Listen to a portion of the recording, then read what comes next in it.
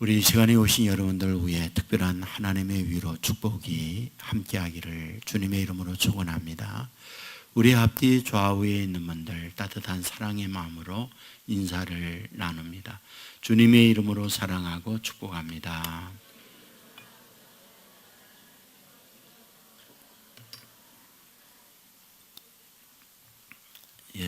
감사합니다.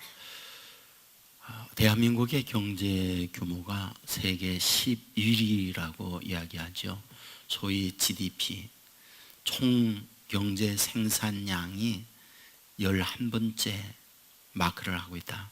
이것은 상당히 세계 수많은 국가들 중에서 상위권, 다르게 표현하면 잘 사는 나라에 속한다.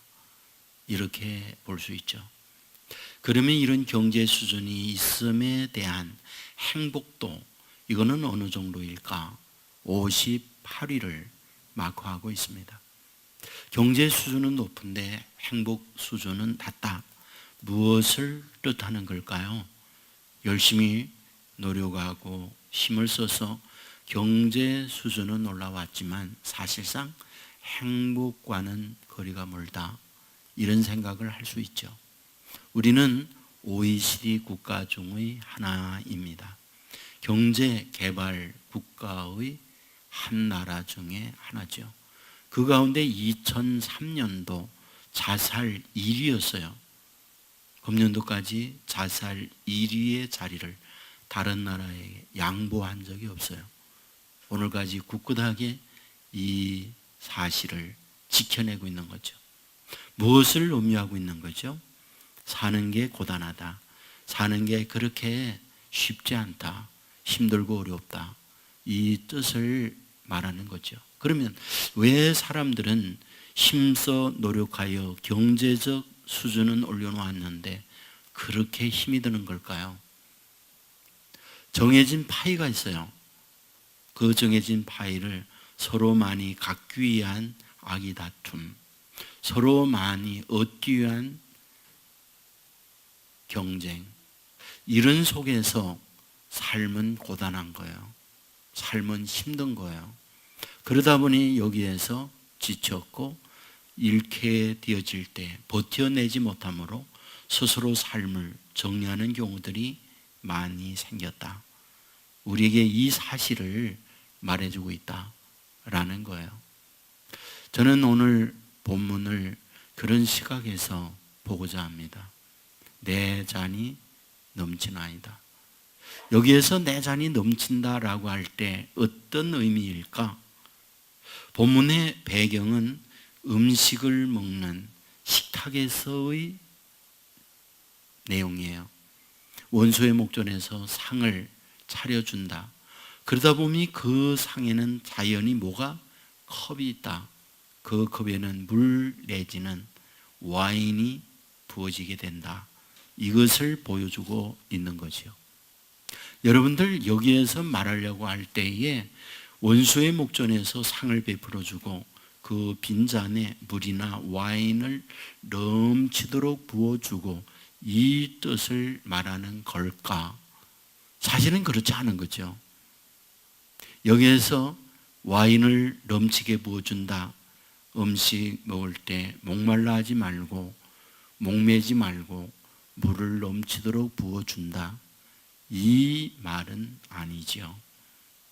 자, 어떤 교회 집사님이 집에서 술을 마시다가 술이 떨어져서 술 배달을 위하여 술집에 전화를 했다잖아요.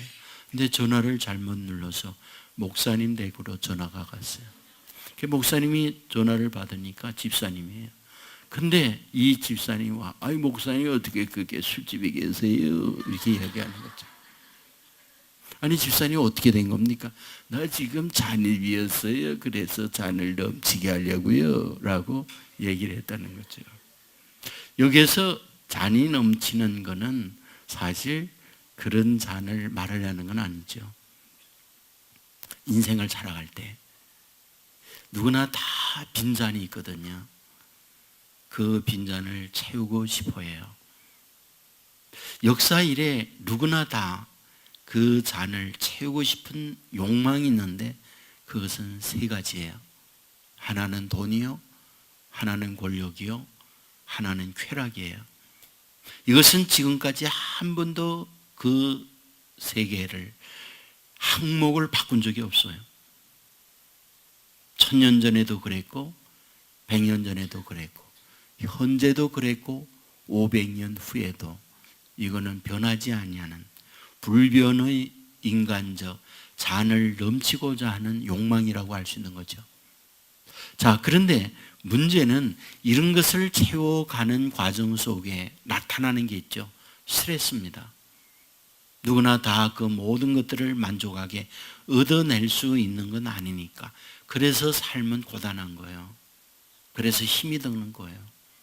여러분, 오늘 본문에서 주님께서 이 본문을 통하여 주려고 하는 메시지가 있죠. 모두가 다 돈이라든지 권력이라든지 쾌락을 빈잔에 채우고자 하고 있지만 나는 너희들에게 새로운 것을 채워주기를 원한다. 그 체험이 넘쳐지기를 바란다는 게 본문의 말씀이라는 거예요. 여러분, 사람이란 누구나 다 할 것 없이 이 땅 위의 생존을 위해서 돈 많으면 좋잖아요. 권력이 있으면 좋잖아요. 그리고 인생을 즐기면서 너무 좋잖아요. 여러분, 역사 이래 이것을 싫어하는 사람은 하나도 존재하지 않아요. 김수환 추기경 알죠? 그분이 쓴 책을 읽어보면 거기에 이런 내용이 나오거든요. 자기 후배 신부님들에게 강론, 강의 이런 걸 하잖아요. 그러면서 그때 얘기한대. 여러분, 저 돈 싫어할까요? 좋아할까요? 저 돈 엄청 좋아해요. 내가 강론이라든지 또는 강의를 하고 봉투를 주잖아요. 그러면 저는 차 타자마자 봉투를 열어봐요. 얼마 넣었는지. 나 이렇게 돈 좋아합니다. 그런 글이 그분의 쓴 책에 기록되어 있어요. 어떻게 생각하면 진솔하잖아요. 모두가 다 솔직한 삶의 고백이라고 할 수 있는 거죠. 근데 문제가 있죠. 이렇게 헐떡거리면서 그것을 얻어낸다고 할 때 정말 행복할까라는 거거든요. 내 잔이 돈으로 채워졌어요. 권력으로 채워졌어요. 쾌락이 넘쳐요. 그러면 행복할까? 인생의 진정한 만족이 우리에게 오는 걸까? 그것은 또 별개의 문제라는 거거든요. 여러분들, 우리나라 작가 가운데 박완서 아시죠? 여러 권의 책을 많이 썼어요. 그 쓴 책 가운데 도시의 흉년이라는 소설이 있거든요. 여기에 3남매 자녀를 둔 부모님이 있었어요. 큰딸의 이름은 수희, 두 번째 쌍둥이를 낳았거든요. 아들을 수연이, 그리고 딸을 수빈이라고 지었어요. 6.25 전쟁 이후에 폐허가 되었을 때 먹을 게 없잖아요. 생존이 어렵잖아요. 그러니까 어떻게 해서라도 돈을 벌어야 되겠다 생각했는데 아버지가 무능해요. 엄마가 생활전선에 났습니다. 그 생활전선에서 그 어머니가 한 게 양공주 사업이었어요. 그 어느 정도 돈이 벌어졌는데 문제는 아이들이 커가면서 엄마가 양공주 사업으로 산다는 게 남부그룹잖아요. 그러니까 그걸 정리하고 동대문에 포목상을 시작하게 됐어요. 엄청난 돈을 벌었죠. 여러분, 돈이 생기면 부모로서 욕심이 있죠. 자녀들을 잘 키우고 싶은 마음이에요. 쪽집게 과외를 시켰어요. 그래서 세 아이 모두 다 명문대학을 졸업시켰거든요. 아들은 서울대, 두 여자아이는 명문 여자대학을 졸업했어요. 성공했잖아요. 결혼할 때가 됐어요. 그래서 과부의 아들이었는데 고동고시 합격한 인재였어요. 정략적으로 결혼을 시켰거든요. 그런데 사실은 살면서 재미가 없었어요. 그래서 이혼을 합니다. 둘째 이제 아들이잖아요. 명문대학을 졸업해서 결혼을 해야 하는데 좋아하는 여자가 가난한 집 딸입니다. 엄마는 목숨 걸고 반대합니다. 감히 어디 우리 이러한 아들과 결혼을 하겠다고. 언감생심이지. 그러면서 나섰어요. 그래서 그것 때문에 아들과 수많은 갈등, 아픔의 시간을 보냅니다. 딸을 시집 보내야 돼요. 그런데 그 딸이 좋아하는 남자가 운동권의 남자예요. 결국 구속되고 반대하니까 집을 나가요. 구속된 그 남자를 위해서 늘 감옥 옥발하지 않은 삶을 살아가요. 이 어머니에게 결정적 쇼크가 있었죠. 그 무능한 아버지 함께 살아왔는데 그 딴에도 바람이 났네. 첩을 통하여 아이까지 낳았어. 이것을 알고 났을 때 어머님은 쇼크로 쓰러져요. 그리고는 식물인간이 됩니다. 그와 같이 삶이 이루어진다는 내용을 담고 있는 것이 도시의 흉년. 뭡니까? 그 도시에서 돈, 욕망 이런 것들을 얻기 위해서 채워갔지만 사실은 흉년이었던 것이 도시였다. 이 고발을 하고 있는 소설이었거든요. 오늘 우리가 살아가는 삶의 과정 속에 다 그렇거든요. 저와 여러분이 갖고 있는 소망, 많은 돈 벌고는 거, 돈 많이 벌어야 돼요. 또 권력을 얻는 거, 권력을 가져야 돼요. 또 인생을 재미있게 여행도 하고 즐기면서 사는 거, 그렇게 해야 돼요. 그런데 문제가 있어요. 그것이 진정한 삶의 이유, 그것이 진정한 행복을 가져다 주는 것은 아니라는 것에 대하여는 알아야 해요. 여러분들 김난도 교수 아시죠? 서울대 교수. 이분이 쓴 책 가운데에 1000번은 흔들려야 어른이 된다는 책이 있잖아요. 여기에 자신의 경험 이야기합니다. 이분이 서울대 법대생이었어요. 3학년 때였거든요. 법학 동아리 모임이 있었거든요. 그 동아리 모임에서 자기 학교 선배 부장 판사가 있었어요. 모두가 다 부러워하는 로망입니다. 왜?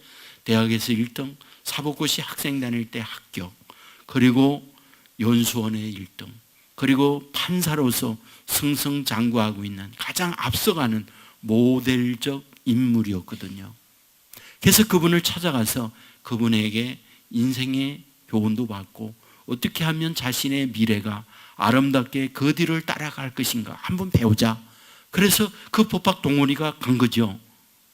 사무실에서 후배들이 왔으니까 이런저런 이야기하다가 저녁이 됐으니 밥 먹자. 그래서 그 후배들을 데리고 다 같이 식당에 갔어요. 밥을 다 먹고 난 이후 자기의 친구가 그 부장 판사에게 이렇게 물었어요.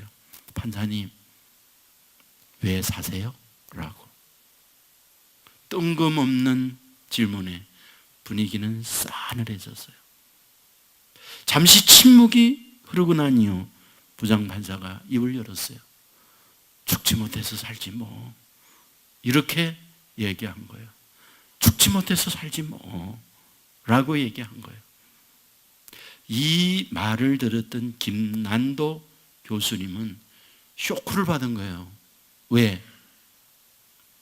다 그 뒤 따라가기 위해서 여기까지 온 거거든요. 나도 그렇게 되고 싶어서 그분에게 배우려고 여기 온 거거든요. 그런데 그분이 정작 하는 말, 죽지 못해서 살지 뭐 라고 말을 한 거죠. 이 책에서 이렇게 쓰고 있어요. 읽어드릴게요. 자조도 아니고 농담도 아닌, 비장한 것도 아니고 비아냥도 아닌, 어쩌면 그 모든 것이 담긴 말투였다. 나는 깜짝 놀랐다. 아니, 대한민국에서 가장 선망받는 삶을 살고 계신 분이 사는 이유가 고작 죽지 못해서라니. 그러면 저분처럼 되기 위한 안간힘을 쏘고 있는 나는 뭐가 되는가? 이렇게 쓴 거예요. 여러분, 이분은 사법고시 2번 시도하고 안 돼서 포기했거든요. 그리고 다른 길로 이분은 갔거든요. 여기서 우리에게 주어지는 메시지가 있는 거거든요. 남들은 성공했다고 다 그렇게 되지 못해서 부러워하고 있는데 뭐다? 정작 자신은 나 죽지 못해서 살지 뭐 라고 했다는 거예요. 여러분, 오늘 본문 시편 23편은 다윗이 썼어요. 내 자신에게 뭐라고? 내 잔이 넘치나이다 라고 말하고 있는 거예요. 여러분, 그 넘친 그건 뭘까요? 왕이 됐으니까 권력이 넘었죠. 권력이 있으면 뭐가 따라와요? 돈이 따라오죠. 그러니까 돈이 넘쳤죠. 여러분, 다윗에게 여러 여자들이 있었거든요. 쾌락이 따랐죠. 그러므로 그 역시 잔이 넘쳤다고 말할 수 있겠다. 그런데 여기에서 말씀이 정말 이런 걸로 하나님이 잔 넘치게 했다라는 말일까요? 그건 아니죠. 여러분, 주님께서도 우리에게 채워주실 때 돈 넘치게, 권력 넘치게, 쾌락 넘치게 부어줄게, 이건 아니지요. 그렇다면 주님께서 내 잔에 넘치게 하고자 하는 것 뭘까요? 저는 그걸 믿음이라고 생각하거든요. 왜 이것이 넘쳐야 하는가? 사람이라고 하는 것은 늘 말씀하지만 우리에게 육체가 있거든요. 정신이 있거든요. 육체와 정신이라는 건 건강하고 쾌락을 따라 살고 세상의 권력과 돈이 채워주면은 좋아해요. 그러나 진정한 행복은 아니에요. 왜? 우리에게는 영혼이 존재하니까요. 여러분, 우리가 세상의 것들을 채워가지고 세상을 살잖아요. 그런데 어떤 문제나 일을 만나게 될 때 그때에 정말 굉장히 어렵게 행동하고 그러므로 인하여 불행이 따라오는 사람들 너무나 많이 있잖아요. 다윗의 대척점에 있는 사람이 누구? 사울이잖아요. 그 사울이 권력 잡았어요. 그러므로 왕으로서 권력의 잔이 넘쳤고, 그 다음에 왕이 되니까 돈 따라오니까 돈이 잔이 넘쳤고, 그 다음에 쾌락, 왕이 되니까 많은 여자가 있었어요. 그런데 어떠냐? 사실은 그는 죽을 때까지 불행하게 산 것 아시잖아요. 이스라엘 여인들이 노래 불렀어요. 다윗이 죽인 자 만만, 사울이 죽인 자 천천. 여기에 그는 낮은 자존감 때문에 인생이 무너져 내렸던 거 아시죠? 그래서 죽을 때까지 자기의 시기의 대상 다윗을 죽이기 위하여 편하게 잠 못 자고 자기의 인생의 삶을 포기한 가운데 불안하게 산 것이 사울이었다고 하는 것 우리는 알 거예요. 여러분, 그 안에 믿음이 없이 이런 것들을 가지고 사니까 그의 인생은 절대 행복하지 않았어요. 여러분, 다윗은 어떨까요? 다윗 역시 그런 걸 가지고 있었지만 여러분, 일을 만났을 때 일을 처리해 가는 것은 행복이 늘 따라올 수 있는 결정적 삶을 살았어요. 여러분, 사울이 죽이려고 할 때 도망치면서 하나님께서 죽일 수 있는 기회가 여러 번 주어지잖아요. 근데 그는 말했어요. 하나님의 기름 부은 종을 우리가 손대면 안 돼. 그리고 손 안 대서 바보처럼 느껴졌죠. 그런데 그에게 평안을 줍니다. 나중에 압살롬이 쿠데타 일으켜요. 그래서 신발도 신지 못하고 도망갔어요. 그때 시므이라는 자가 이 모습을 보고 돌을 던지고 먼지를 날리고 온갖 조롱, 저주, 멸시를 퍼부었어요. 누구에게? 왕이었던 다윗에게. 그때 경호실장이 있었죠. 아비새 장군이 얘기합니다. 폐하, 어찌 저 개 같은 놈이 내 주 왕을 저주하리까? 가서 저의 목을 치도록 허락하옵소서. 여러분, 그때 뭐라고 얘기해요? 하나님께서 그를 통하여 나를 저주하는데 내가 어찌 그의 목을 치겠다고 하느냐라고 하잖아요. 여러분, 바보 같은데 안의 믿음으로 그런 문제를 풀어내니까 그 이유가 하나님의 축복으로 따라오는 거예요. 여러분에게 말하지만 사실 인생의 불행과 행복이라는 걸 결정질 때 보면 어떤 행복이 쭉 오는 것도 있겠지만 불행이 오는 것도 있겠지만 어떤 문제를 만났을 때 문제를 어떻게 처리하느냐에 따라서 불안과 행복이 결정되는 경우는 너무 많습니다. 그런데 여러분, 내 안에 돈, 내 안에 권력이나 쾌락이 주장되면서 문제를 처리하는 것과 내 잔에 믿음이 채워져서 그 문제를 처리하는 건 하늘과 땅만큼 차이가 있다는 거예요. 내 잔이 넘치나이다. 주님의 사랑, 믿음, 은혜가 넘치고 주님이 통치하고 다스리는 것이 가득 차면 그의 인생은 그렇지 못한 이들과 다르게 삶을 살아갈 수 있다. 이것을 우리에게 보여주는 말씀이라는 거예요. 그러므로 이 자리에 함께하고 있는 여러분들, 우리 모두가 빈잔이 있어요. 그 안에 주님께서 부어주시는 믿음으로 가득 채우는 하나님의 사람, 저와 여러분 되기를 주의 이름으로 축원합니다. 젊은이의 양지라는 영화가 있었어요. 나이 드신 분은 아실 거예요. 스티븐스라고 하는 분이 감독을 했거든요. 근데 그 내용, 시나리오는 아메리카의 비극이라고 하는 책을 가지고 시나리오를 만들고 영화를 만들었어요. 아메리카 비극이라고 하는 책을 드라이즈라고 하는 분이 썼어요. 이분은 인디아나 촌락의 직조공의 아들로 태어났습니다. 가난했어요. 그러니까 고등학교 중퇴하고 알바도 하고 접시 따기도 하고 또한 굳은 일을 하면서 돈을 모아서 인디아나 대학을 가게 돼요. 대학을 졸업하고 난 이후에 자본가, 거인, 아메리카의 비극이라고 하는 이런 소설들을 썼어요. 그 소설들을 가지고 아메리카 비극이라고 하는 이 소설을 시나리오로 만들어서 영화로 꾸몄어요. 그게 바로 젊은이들의 양지라는 영화입니다. 여기에 등장하는 인물이 있어요. 그리피스라고 하는 젊은이에요. 그는 미국의 중부의 가난한 전도 목사의 아들이었어요.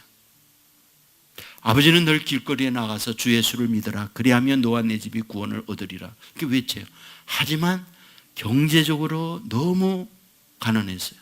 이런 아버지가 그리피스는 싫었어요. 자기는 그런 가난 백녀의 부모로부터 탈출하고 싶었어요.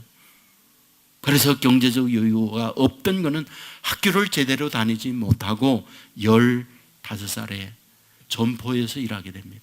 근데 점포에서 일할 때 점포에 찾아오는 자기 또래의 여자아이들을 보니 너무나 부러워요. 얼굴이 뽀얗죠. 좋은 옷을 입었죠. 말투가 상냥하고 쾌활하죠.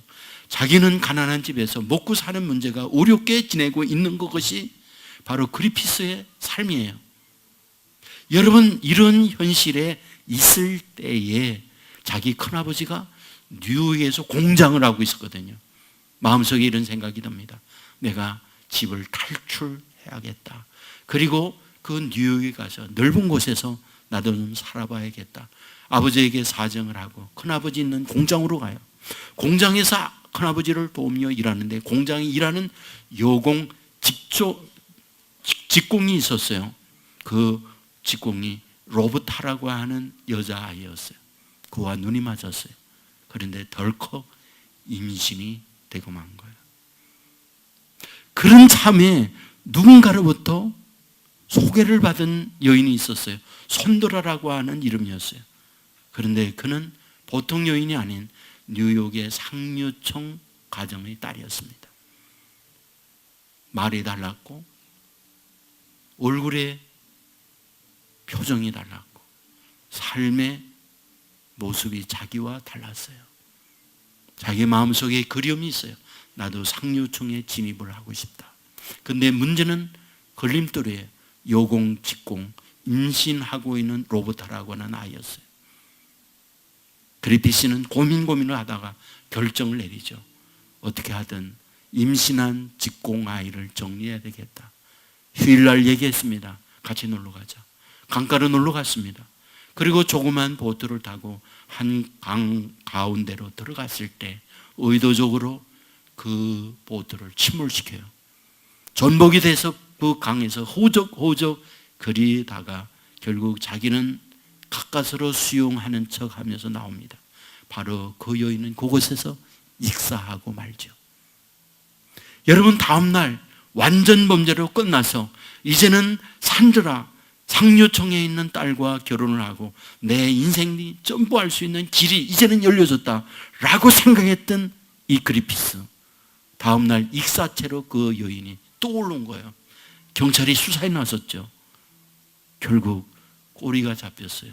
그리피스는 체포가 되어집니다. 그리고 법정에서 사형 언도를 받고 이슬로 사라지는 것이 바로 그 영화의 줄거리였거든요. 어떻게 생각하면 우리 모두는 다 그런 욕망 안에서 그 빈잔에 채우기 위한 발버둥으로 여기까지 우리는 찾아오고 있는지 몰라요. 그런데 문제는 그런 것들을 얻었다고 할 때 진정한 행복일 것이냐, 그 행복과는 또 거리가 먼다는 거예요. 왜? 우리에게 영혼이 있으니까. 스티븐 코비의 성공하는 사람들의 7가지 습관 잘 알죠. 두 번째 습관이 소중한 것부터 먼저 하라, 이거거든요. 여기에 그분은 자기의 실제적 실습을 보여줘요. 실습이라고 하는 것은 이런 항아리에 돌, 자갈, 모래, 물을 가지고 거기에 채우는 거거든요. 먼저 물을 붓고 그 위에 모래를 붓고 그 다음에 자갈, 그리고 돌을 집어넣으니까 그게 들어가지 않아요. 그런데 반대로 돌을 넣고 자갈 넣고 모래 넣고 물을 부으니까 그 항아리에 다 잠겨요. 그러면서 하는 말, 소중한 것부터 먼저 해라, 이것을 말해줘요. 여러분, 성경을 보면 우리 주님께서 우리에게 부탁하는 말씀이 그거 아닌가요? 너희는 먼저 그의 나라와 그의 의를 구하라. 그리하면 그 외의 모든 걸 너에게 더하시리라. 영혼이 잘 돼야 범사가 잘 되고 강건케 되어진다. 성경은 그렇게 말하잖아요. 영혼이 잘 되어야 할 것에 대하여 우리에게 말씀해 주고 있어요. 여러분, 영혼이 잘 되는 거 뭡니까? 여러분, 말씀 안에 우리의 다스림을 받는 게 영혼이 잘 되는 거예요. 하나님의 말씀이 저와 여러분을 주장해 가는 거예요. 내 어떤 욕망, 돈을 그리고 권력과 쾌락을 그 잔에 채우려고 하면 안 된다는 거죠. 우선순위가 그 영혼, 그 말씀을 거기에 채우고 영혼이 잘 되어질 때 그 외의 모든 걸 더하여 진다는 것이 성경이 우리를 향한 약속이라는 거예요. 그러므로 하나님의 백성된 저와 여러분, 세상 살 때 어떻게 살 겁니까? 사는 방법 많죠. 그런데 주의 말씀의 가르침, 너희는 먼저 그의 나라와 그 의를 구하라. 우리 빈잔에 말씀을 채우고 믿음을 채워라. 그러면 어떠냐? 때로 살다가 보면 실망스러운 일이 있어요. 그런데도 그 말씀이 저와 여러분을 걸어갈 때 실망을 딛고 일어나게 만듭니다. 살다가 보면 우리 계획이 무너질 때가 있습니다. 그때 인생이 무너지는 것처럼 삶을 포기하고 싶은 때 있죠. 그런데 말씀이 저와 여러분을 주장하며 그걸 딛고 일어나서 새로운 미래로 나갈 수 있는 길이 열리는 거예요. 사방에 길이 막힐 때 있죠. 말씀을 붙들고 가면 하나님께서 새로운 문을 준비하고 새로운 길로 인도해 주시는 거예요. 때로 캄캄하죠. 열린 하늘을 보면 우리에게 희망의 빛을 볼 수 있는 길을 얻어가는 거예요. 왜 우리에게 영혼의 말씀을 채우라고 말씀하느냐? 우리가 세상의 돈이나 쾌락이나 권력 이것만 가지고 되는 게 아니니까 삶의 우선순위 먼저 그 영혼의 말씀으로 채우고 말씀이 내 인생을 다스려 가게 하라는 거예요. 요한은 나의 목자시니 내게 부족함이 없으리로다. 무슨 뜻이에요? 하나님이 내 인생의 주인입니다. 내 삶의 모든 주가 되시는 분이 주님입니다. 나는 주님 앞에 내 모든 걸 내어놓습니다. 그거잖아요. 그럴 때에 뭐하다 잔이 넘치게 해주신다. 이걸 우리에게 가르쳐주고 있는 말씀이라는 거예요.